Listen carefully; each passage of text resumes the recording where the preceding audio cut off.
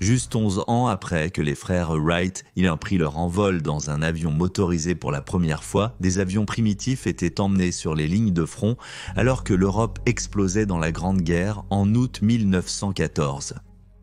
Mais à part pour la reconnaissance, les dirigeants militaires de l'époque les ont à peine intégrés dans leurs plans.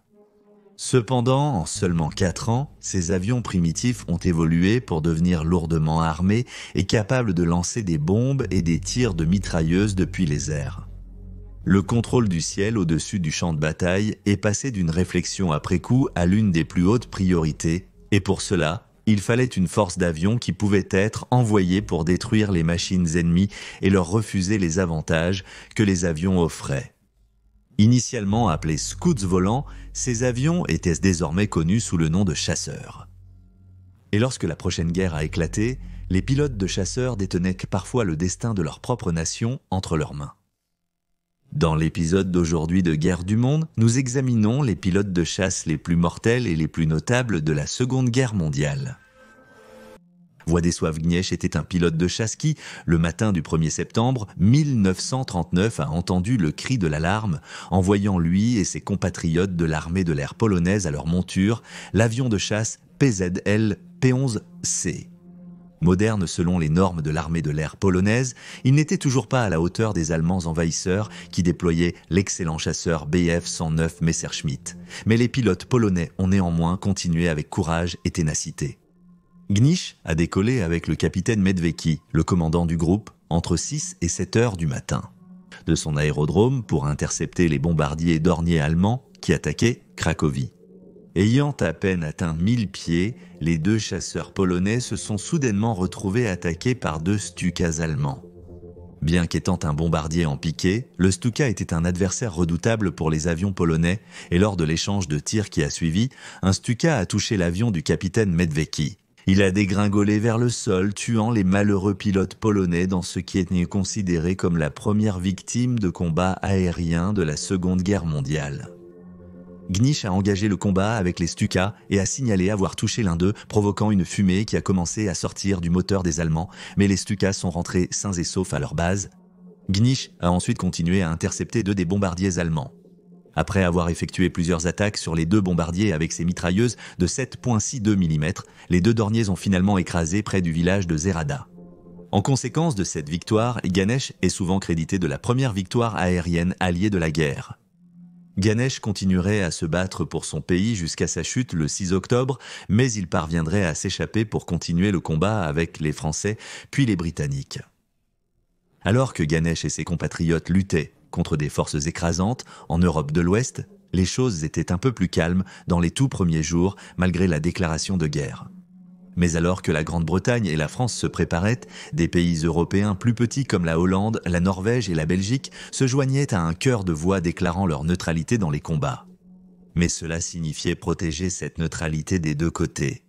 Il ne pouvait pas sembler favoriser un côté dans les combats, de peur d'inviter une attaque de l'autre. Ainsi, lorsqu'un vol de bombardier a été détecté pénétrant dans l'espace aérien belge le matin du 9 septembre 1939 et ont été identifiés comme étant britanniques, les Belges ont dû réagir de la même manière, comme s'ils étaient allemands.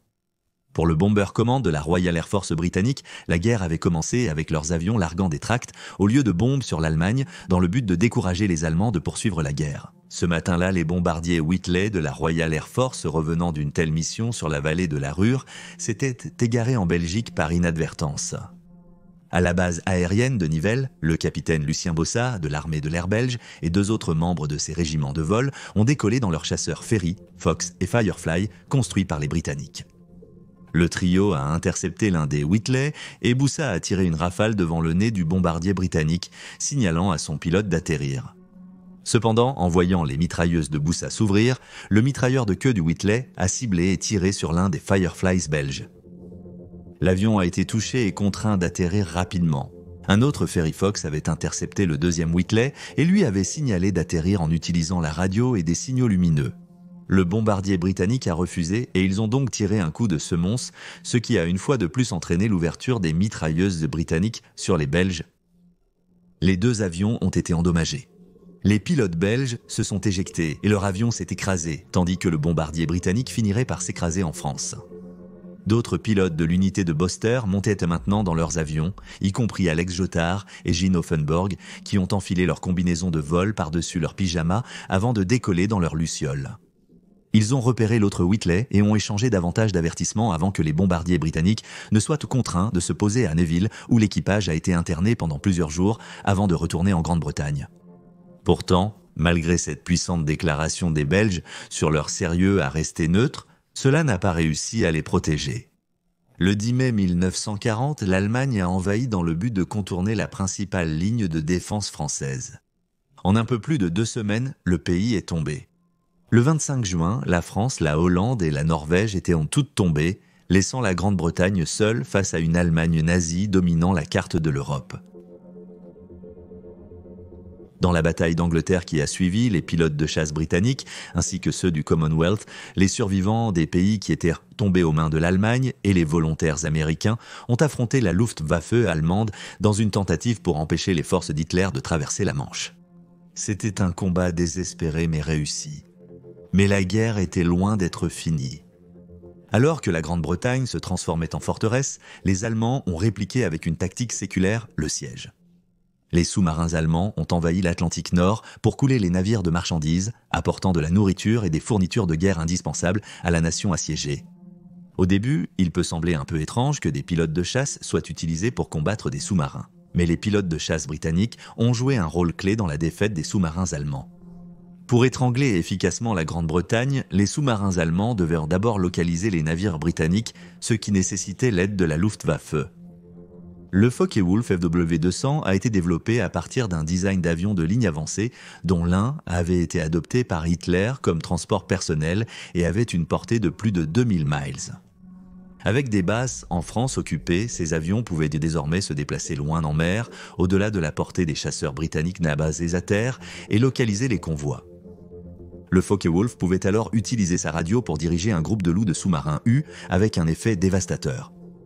La réponse à cela, bien sûr, était que la flotte de porte-avions de la Royal Navy escorte les convois, mais au début de la guerre, il n'y en avait tout simplement pas assez pour couvrir chaque convoi, et ces précieuses ressources qu'ils avaient étaient fortement engagés dans la lutte contre les Italiens en Méditerranée. Il fallait faire quelque chose de drastique. Le résultat a été le navire CAM. CAM signifie Catapult Assisted Merchantment et était un navire de fret équipé d'une plateforme sur le dessus sur laquelle se trouvait un Hawker Hurricane ou un Ferry Fighter. Lorsqu'un Focke-Wulf Condor était repéré, une fusée catapultait le chasseur hors du navire pour l'attaquer, mais c'était une mission extrêmement dangereuse car il n'y avait aucun moyen de récupérer le chasseur. Si le convoi était suffisamment proche de la côte, alors le pilote de chasse pouvait essayer de voler jusqu'à un aérodrome et atterrir, mais sinon, sa seule option était de se poser près de l'un des navires d'escorte du convoi et espérer être récupéré avant de mourir de froid dans le glacial Atlantique Nord. C'était une solution désespérée pour une époque désespérée. Le 3 août 1941, le navire CAM Her Majesty's Ship Maplin naviguait avec le convoi au G-17 lorsqu'un Condor a été aperçu envoyant le pilote de la réserve volontaire de la Marine royale, le lieutenant Robert H. Everett se hâte vers son Hawker Hurricane. Everett, un jockey prestigieux avant la guerre, ayant même remporté le Grand National, a été lancé du pont du Maplin à la poursuite du Condor.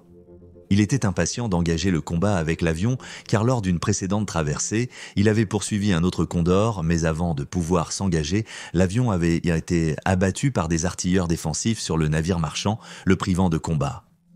Heureusement, à cette occasion, il a pu retourner au Royaume-Uni plutôt que d'abandonner son avion. Juste 9 minutes après le lancement, son Hurricane était à moins de 600 yards de l'avion allemand, dont les artilleurs tiraient là maintenant sur lui, alors qu'il essayait d'aligner ses propres canons pour un tir. Après avoir pris des mesures d'évitement pour éviter les artilleurs allemands, il a pointé le nez de son chasseur vers le Condor et a tiré 3 rafales de 5 secondes qui ont balayé le fuselage de l'avion allemand. Maintenant à court de munitions, Everett a remarqué de gros morceaux tombant de l'avion avant qu'il ne s'écrase dans la mer. Ceci est particulièrement notable car non seulement la victoire d'Everett était la première victoire par un chasseur CAM, mais c'était aussi techniquement la première victoire par un chasseur à roquette un avion. Après le combat, Everett manquait de carburant pour atteindre la Terre et a donc commencé à chercher un navire allié, trouvant le Her Majesty's Ship Wanderer, qui escortait le convoi SL-81 à proximité. Everett s'est écrasé et a été secouru par le destroyer. Au total, entre le 30 et 1 août 1941 et le 28 juillet 1943, les chasseurs CAM abattraient peu 9 avions allemands. Malgré le danger impliqué, un seul pilote a jamais été tué pendant les opérations CAM. Dans les dernières années de la guerre, les navires CAM n'étaient plus nécessaires grâce à l'introduction de petits porte-avions d'escorte qui pouvaient lancer et récupérer plusieurs chasseurs et bombardiers pour se défendre contre les avions allemands et les sous-marins U-boat. Cependant, il ne fait aucun doute que des hommes comme Everett étaient extraordinairement courageux. Mais cela ne devrait pas diminuer le courage des aviateurs de la Seconde Guerre mondiale. Bien que leurs avions étaient beaucoup plus sûrs que ceux de la Première Guerre mondiale, ils étaient également beaucoup plus efficaces et mortels au combat. Le redouté chasseur Bf-109 de la Luftwaffe allemande a perdu 23% de ses effectifs en septembre 1940, au plus fort de la bataille d'Angleterre. Mais pour ceux qui ont survécu et qui perfectionneraient l'art du combat aérien, ces hommes rejoindraient les rangs des As. Bien que le nombre exact ait fluctué de temps à autre, il est généralement admis qu'un pilote de chasse doit abattre 5 avions ennemis pour se voir attribuer le titre d'As, et avec des unités finalement engagées sur 3 fronts pendant la Seconde Guerre mondiale, aucune autre force aérienne ne pouvait produire autant d'As que la Luftwaffe. Avec un excellent programme de formation basé sur une riche expérience de combat, couplé à des leaders doués et équipé des excellents chasseurs Bf-109 et Focke-Wulf FW-190, la Luftwaffe était vraiment une force terrifiante.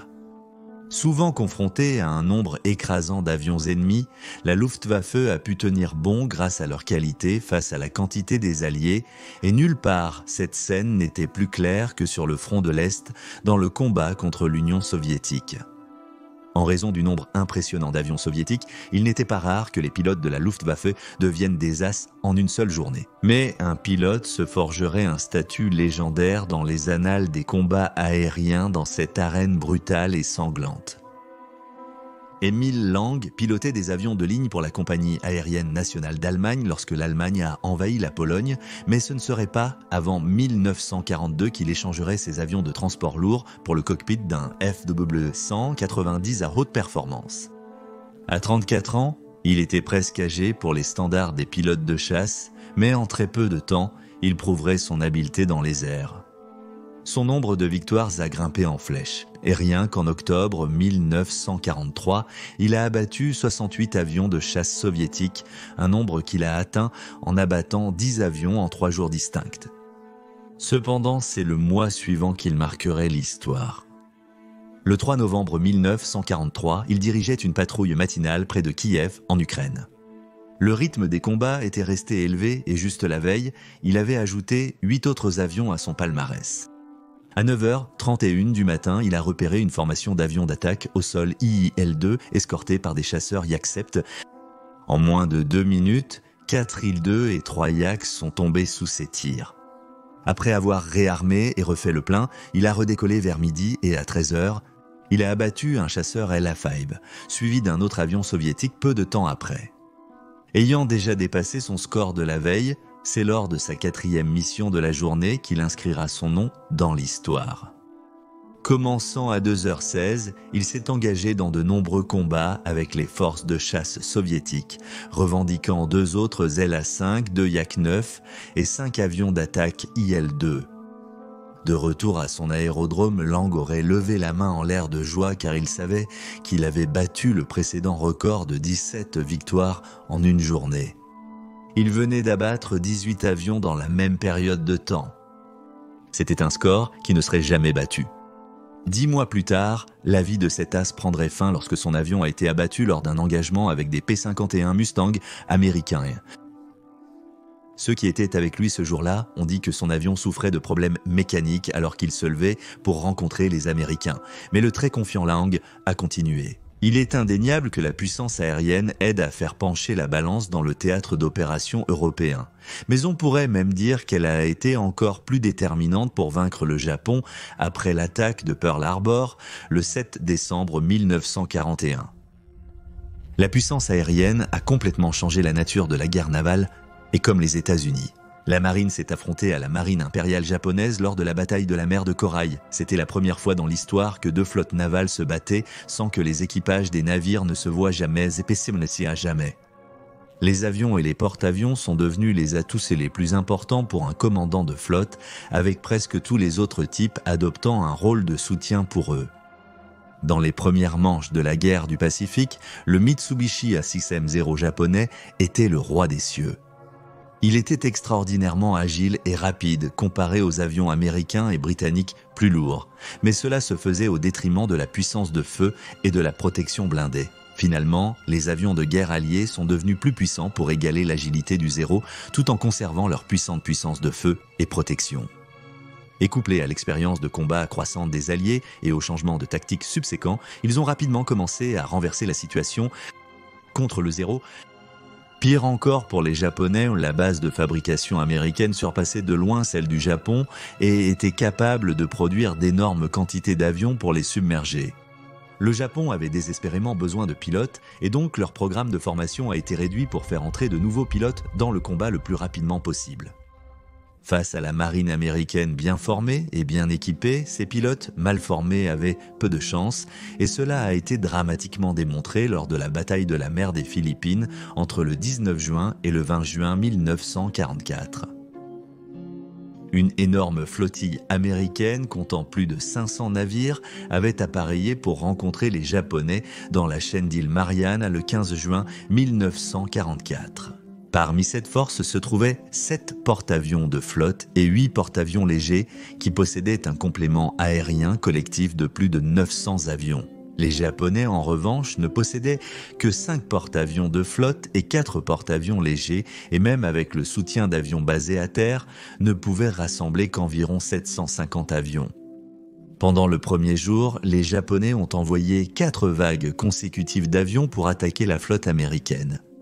Les Américains ont répondu avec un grand nombre de leurs chasseurs F-6F Hellcat, un avion de guerre qui a été spécifiquement développé pour combattre les Zéro japonais. Décollant du porte-avions United States Ship Lexington, le lieutenant Alexander Vrasiu, qui était à l'époque déjà l'un des meilleurs marqueurs de la marine américaine avec 12 victoires à son actif, a repéré une formation de bombardiers en piqué judi-japonais.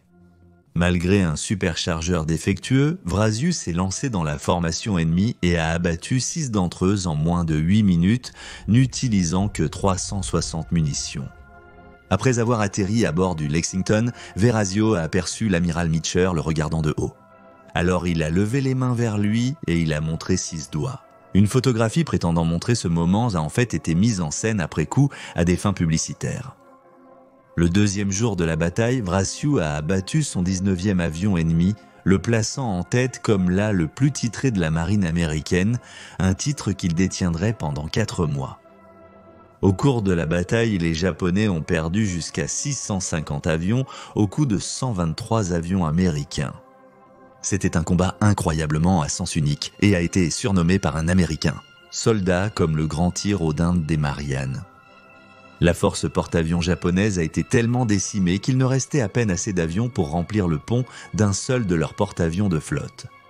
Ils ne se remettraient tôt jamais, et sur tous les fronts, la puissance aérienne alliée dominait les cieux à la fin de 1944. Cependant, ni la Luftwaffe ni l'armée de l'air japonaise n'ont jamais été complètement détruites. Les avions de chasse japonais ont même affronté des avions de reconnaissance américains après la reddition du pays. Les derniers témoignages vivants du courage et de la bravoure de tous les hommes qui sont montés dans les cockpits et qui ont combattu et sont morts dans les batailles du ciel.